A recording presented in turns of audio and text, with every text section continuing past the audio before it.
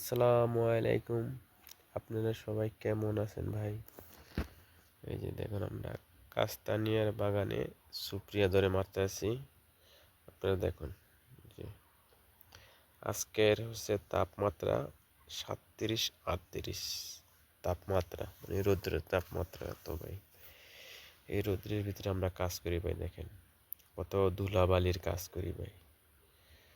আপনারা সবাই আমাদের ভিডিওটা দেখবেন কষ্ট করে। আপনাকে সবাইকে অনুরোধ, ইটালিতে এসে ভাই কৃষি কাজ করি, যে আমরা কি কৃষি কাজ করি দেখেন ভাই, কত কষ্ট করে ভাই, দেখেন ভিডিও কাজ করি ভাই, কৃষি কাজ। অনেকে তো বলে ইটালিতে কৃষি কাজ খুব সহজ ভাই, কাজ খুব সহজ, কিন্তু ভাই অনেক পরিশ্রম করা লাগে কৃষি কাজে ভাই।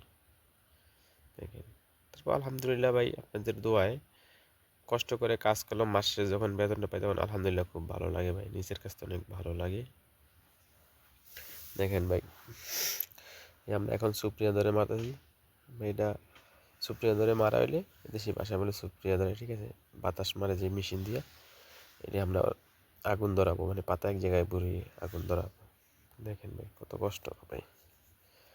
তো আপনারা যারা যারা আমাদের এই ভিডিওটি দেখবেন, লাইক কমেন্ট শেয়ার করে দেবেন, অন্যকে দেখার সুযোগ করে দেবেন। যারা যারা ইটালি আসার আগ্রহ, বিশেষ করে তারা এই ভিডিওটি দেখবেন। যারা কৃষিকাজে আসবেন, বিশেষ করে ইটালিতে কি কৃষিকাজ বলে, কৃষিকাজের ভাই অনেক ধারা আছে, বিভিন্ন কৃষিকাজ আছে। আপনার শুধু কৃষিকাজ বলতে যে এরকম তা না, বিভিন্ন কৃষিকাজ আছে। যেমন টমেটোর বাগান আছে, আপনার শসা বাগান, এরকম বিভিন্ন আপেল বাগান, কমলা বাগান, বাগানের শেষ নেই। আমরা করি ভাই কাস্তানিয়া, যে এই ফলটার নাম হচ্ছে কাস্তানিয়া ফল, ঠিক আছে? কাস্তানিয়া বাগানে কাজ করি আমরা। আপনাদের আসসালামু আলাইকুম।